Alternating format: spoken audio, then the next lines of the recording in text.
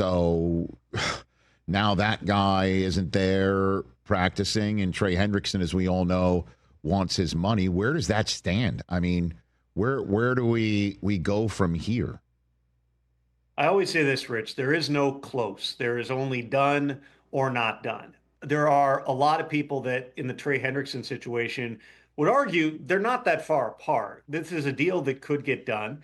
But the Bengals are, pretty committed at times to the way that they want to get contracts done. Trey Hendrickson is very much dug in on his position, which is he does not want another 1 year extension like the one he signed a couple of years ago, which put him in the position that he's in right now. He wants a multi-year commitment. He wants guaranteed money. There's a bunch of different ways that they can get there, but they're not seeing eye to eye on this right away. I think there's a lot of other teams, Rich, quite frankly, when you've got a guy who's coming off of leading the NFL in sacks and has had, 18 sacks, I think, 2 years in a row, one of the most productive players. He doesn't miss games. He's 31, but that is not, on the older end for that position. We've seen pass rushers play very well, defensive linemen play very well into their mid 30s.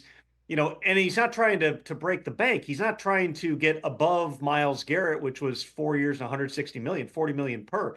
My understanding is he's not trying to get above that.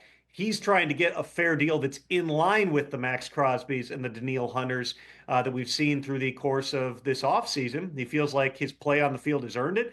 We know from Trey's own words that he feels like the Bengals told him a year ago when he initially requested a trade, then rescinded it, showed up and played out that, hey, if you play at that same level, we'll take care of you in a year. And he doesn't feel like they've done that to this point. The other thing that sometimes complicates these deals is Trey Hendrickson is only, and I use that term liberally, but only due $16.5 million this year. That is less than half of what the top pass rushers make.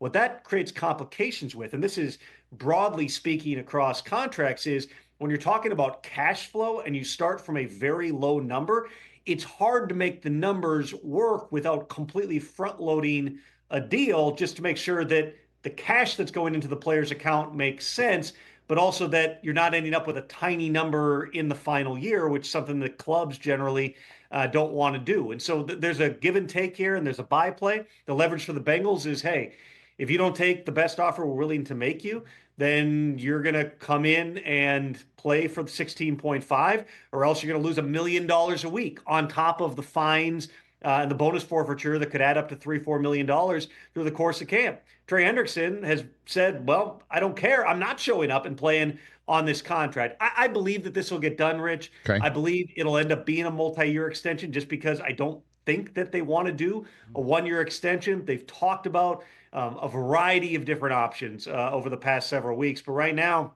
it's been quiet for the past few days. And Trey Hendrickson, like Shamar Stewart, not in Cincinnati as minicamp concluded, which once again leaves the Bengals as a team facing some level of drama here as we head into the break before training camp. Yeah, I hear you. And Bengals drama will always get our attention in the media, that's for sure. Certainly when it's contractual, but you got to give it up. I mean, they did get T. Higgins signed. They did get Jamar Chase signed. And you're saying that this is all going to eventually come out in the wash. Catch the Rich Eisen Show live weekdays from 12 to 3 p.m. Eastern on Roku Sports Channel in the U.S.